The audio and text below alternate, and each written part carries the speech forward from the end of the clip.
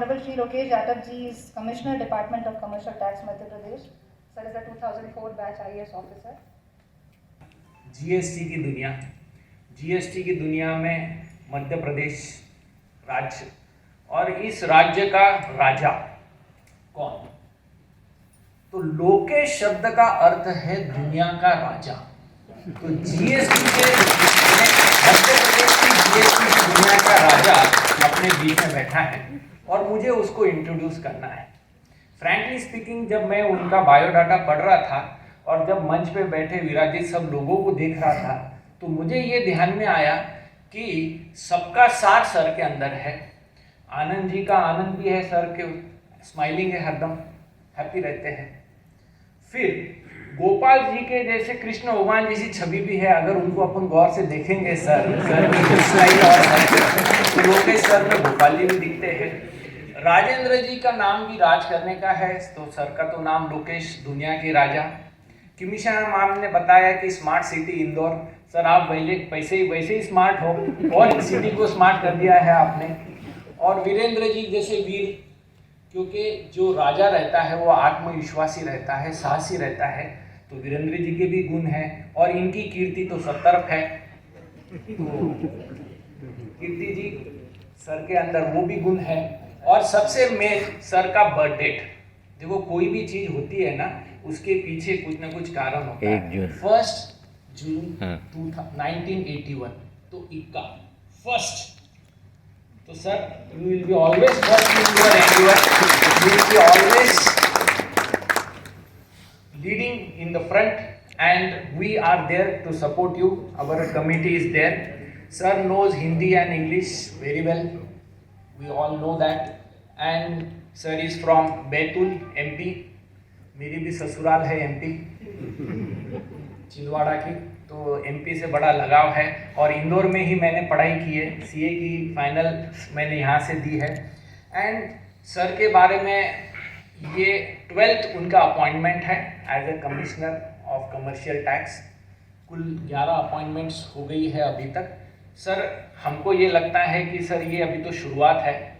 Looking towards you, you will be reach greater heights and soon we will see you in Delhi sir, with all our wishes and with the grace of God we look forward to you, because you are always ready to take the risk, you are always ready to take the challenge. क्योंकि लोकेश शब्द का अर्थ अगर आप ढूंढोगे तो आत्मविश्वासी, साहसी, always ready to take the challenge. And GST का challenge लेने के लिए सर आप हो, इसको और आगे हम लेके जाएंगे। With this words present before you GST का मध्य प्रदेश का राजा लोकेश सर। Thank you.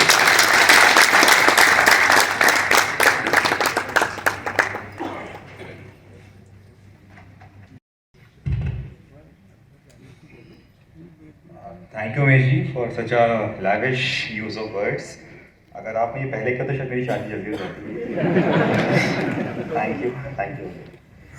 सो आज के कार्यक्रम के आयोजक आईसीआई संस्था के सभी सम्मानित सदस्य, राजेंद्र जी, उमेश जी, कीर्ति जी, सोनी मैडम, उमेश जी, राजेंद्र जी, आनंद, मेरे डिपार्टमेंट के सभी साथीगण और सभी पार्टिसिपेंट्स, मीडिया के बंधु। कौटिल्य के अर्थशास्त्र में एक छोटा सा फ्रेज है, अगर मैं इसको सही रिकलेक्ट कर पा रहा हूँ, तो उसमें लिखा हुआ है कि टैक्स कलेक्ट करने से ज़्यादा जो बड़ी जिम्मेदारी होती है, टैक्स असेस कौन कर रहा है, उनकी होती है। एक सफल टैक्स रजीम की जो नुआंसेस हैं, जो सफलता है, वो उसी बात पर निर्भर होगी कि टैक्स का असेसमेंट करने का सिस्टम क्या है, उसमें पारदर्शिता कितनी है, उस सिस्टम की रोबस्टनेस कितनी है। और जीएसटी जैसे टैक्स रजीम के लिए, जहाँ पे पूरा का पूरा जो टैक्स रजीम है वो सेल्फ असेसमेंट बेस्ड है, कोर टैक्सेशन रिलेटेड प्रोसेसेस जैसे ऑडिट और स्क्रूटनी, ये अपने आप में बहुत क्रिटिकल हैं, बहुत महत्वपूर्ण हैं। आप सभी की मेहनत से मैं आप सभी को इस मंच के माध्यम से धन्यवाद भी देना चाहूँगा कि वित्तीय वर्ष 2020-21 की अपेक्षा वित्तीय वर्ष 21-22 में जो जीएसटी कलेक्शन का, जीएसटी रिसीट्स का जो स्टेट का ग्रोथ रेट है वो 21% था। और निश्चित तौर पे 20% से ज़्यादा की ग्रोथ प्राप्त करना कोविड साल के बाद अपने आप में बहुत बड़ी चुनौती है। आर्थिक गतिविधियाँ हमारे बिजनेस ने पिकअप किया, डिमांड ने पिकअप किया, बट उसके अलावा जो आप सब ने जो टैक्स एडमिनिस्ट्रेशन एक मॉडल प्रस्तुत किया है और जो बहुत ही संघर्ष किया है, मेहनत की है और इम्प्लीमेंटेशन में, मॉनिटरिंग में, रिटर्न्स भरने में, स्क्रूटनी में, उस सभी के लिए आप बधाई के पात्र हैं। बट यहाँ से अब हमारी जिम्मेदारी बढ़ जाती है, क्योंकि 21-22 का जो हमारा अचीवमेंट हुआ है उससे ज़्यादा मेहनत करने की आवश्यकता हमें 22-23 में है, क्योंकि हमारा जो लक्ष्य है वो हमें बढ़ के मिला है। और लगभग इस बार का जो लक्ष्य जो हम देख रहे हैं वो लगभग 26,000 करोड़ के आसपास है, जो एक बड़ा ऐतिहासिक फिगर है। अभी तक किसी ने सोचा नहीं है, लेकिन वो हमें लक्ष्य दिया गया है और मुझे विश्वास है कि आप सभी के माध्यम से, आप सभी ने जो मेहनत की है, जो अथक परिश्रम किया है, हम एक बड़ा लक्ष्य भी हासिल कर पाएंगे। आज से करीबन 2 वर्ष पहले जब मैं स्कूल शिक्षा विभाग में था, तो वहाँ पे हमारा सबसे बड़ा चैलेंज होता था कि एक अच्छी ट्रेनिंग को ऑर्गेनाइज कैसे करना है। तो बहुत सारे अनुभव आए, बहुत सारे हमने टीचर्स को जब स्टेक होल्डर्स इंगेजमेंट किया तो टीचर्स के बहुत सारे सुझाव आए। तो टीचर्स का कहना होता था कि सर, आप जितना ज़्यादा प्रोफेशनली ऑर्गेनाइज करेंगे, जितना ज़्यादा हमें ये फील आएगा कि हम एक प्रोफेशनली ऑर्गेनाइज्ड वर्कशॉप में पार्टिसिपेट कर रहे हैं, हमारी जो उस ट्रेनिंग को एब्जॉर्व करने की और उस ट्रेनिंग को रिसीव करने की जो क्षमता है उसमें वृद्धि होगी। दूसरा, हमें बहुत ज़्यादा कंफर्ट नहीं चाहिए, हमें एक डिसेंट जगह चाहिए है बैठने के लिए, एक अच्छा ऑडियो सिस्टम चाहिए है पार्टिसिपेट करने के लिए। तो हमने कोशिश की इन सभी बातों को, सिद्धांतों को ध्यान में रखते हुए बहुत अच्छा ट्रेनिंग वेन्यू ऑर्गेनाइज किया। और समहाउ एसी था कुछ ज़्यादा हो गया, तो धीरे धीरे देखा टीचर ऐसे ऐसे ऐसे, और 1 घंटे में ही जिस दिशा में वो ट्रेनिंग सत्र ऑर्गेनाइज हमने किया था, वो दिशा दिग्भ्रमित होने लगी। सो आइडिया ये नहीं था कि कंफर्ट नहीं देना है, आइडिया ये है कि किसी भी ट्रेनिंग सेशन में, ट्रेनिंग प्रोग्राम में जो फीडबैक होता है, फीडबैक का बहुत इंपॉर्टेंट महत्व होता है। और आने वाले समय में विभाग में हम 2 चीज़ें करने जा रहे हैं जो अभी तक पहले नहीं हो पाया था या उस दिशा में हम लोग सोच नहीं पाए थे। कि वही टीचर्स की ट्रेनिंग के एक्सपीरियंस से आया कि हर शिक्षक का, क्योंकि वो क्लासरूम में इंडिपेंडेंट होते हैं, कॉन्फिडेंट होते हैं, बच्चों को पढ़ाते हैं, तो उस सेटअप में सबसे ज़्यादा अगर कोई नॉलेज का अथॉरिटी होती है उस क्लासरूम में, तो टीचर ही होते हैं। सो धीरे धीरे जब आप नॉलेज आपके पास होता है, आपके पास एक्सपीरियंस आता है, आपके पास कॉन्फिडेंस आता है, तो उसके साथ साथ आपका एक ऑल्टर ईगो डेवलप होने लगता है कि मुझे सब आता है, मैं टीचर हूँ, मेरा नॉलेज अपडेटेड है। और आई थिंक जब हम इस सोच के साथ हम अपना काम करने लगते हैं, तो हमारा जो ईगो है वो गलत दिशा में काम करता है। तो सबसे पहले हमें उस अहम को तोड़ने की ज़रूरत है कि मुझे सब आता है।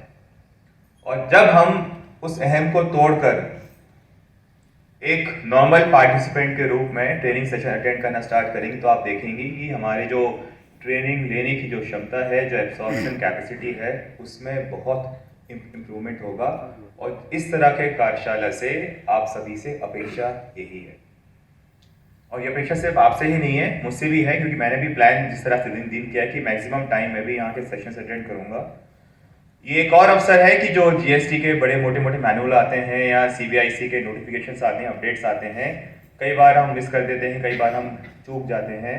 तो उतना ज़्यादा लिटरेचर पढ़ने की बजाय आज हमारे पास विकल्प है कि उस आधे घंटे 1 घंटे के अलग अलग मॉड्यूल के सेशन में वो सारा जो सार है, जो सारा निचोड़ है जीएसटी के एक्ट का, लॉस का, नोटिफिकेशंस का, वो हम इन सेशंस के माध्यम से प्राप्त कर सकते हैं।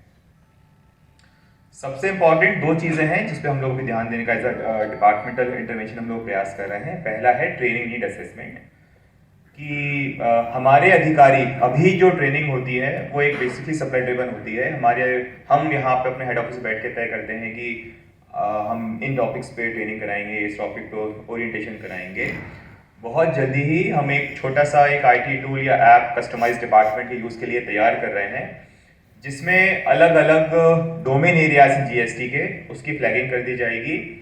और हमारे जो ऑफिसर्स हैं वो बेसिकली सेल्फ असेसमेंट के बेसिस पे ही अपना इंटरेस्ट एग्जिबिट करेंगे कि ये मेरा कोर स्ट्रेंथ का एरिया है GST में, लेकिन इन कुछ टॉपिक्स पे मुझे एडिशनल ट्रेनिंग की, एडिशनल इनपुट की, एडिशनल लर्निंग की आवश्यकता होगी। तो जब हम ये काम कर लेंगे उसके बाद हम कस्टमाइज ट्रेनिंग प्रोग्राम ऑर्गेनाइज करेंगे, जहाँ पे जिस अधिकारी ने, हमारे जिस ऑफिसर ने अपना जो एरिया ऑफ स्ट्रेंथ एग्जिबिट किया है कि मुझे इस एरिया में ज़्यादा ट्रेनिंग प्राप्त करने की आवश्यकता है, उन अधिकारियों को हम लोग कस्टमाइज बैचेस तैयार करके और फिर संबंधित जो रिसोर्स पर्सन हैं उनके माध्यम से ट्रेनिंग और ओरिएंटेशन प्रोग्राम ऑर्गेनाइज करेंगे। This is one.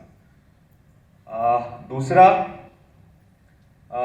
हम लोग अभी कॉन्करेंट एवेल्युएशन का भी एक जल्दी ही एक टूल तैयार करने वाले हैं, जो सप्लीमेंट करेगा हमारे ट्रेनिंग नीड असेसमेंट को। ट्रेनिंग नीड असेसमेंट जिस प्लेटफॉर्म पे हम करने का प्रयास कर रहे हैं उसकी फ्रीक्वेंसी साल में एक बार या 2 साल में एक बार ही करेंगे, परंतु कॉन्करेंट एवेल्युएशन में जो सामायिक विषय होते हैं, सामायिक टॉपिक होते हैं, उसके बारे में हम फीडबैक कलेक्ट करेंगे आपके माध्यम से और इसके अकॉर्डिंगली ट्रेनिंग स्ट्रैटेजी और ट्रेनिंग प्लान तैयार करेंगे। तीसरा सबसे महत्वपूर्ण प्रैक्टिकल चीज़ है कि GST में जितने भी नोटिफिकेशंस आते हैं CBIC के माध्यम से या हेड ऑफिस के माध्यम, जो सर्कुलर्स हम इशू करते हैं, आपके पास एक सिंगल सोर्स होना चाहिए जहाँ पे वो कंपाइल कर सकें।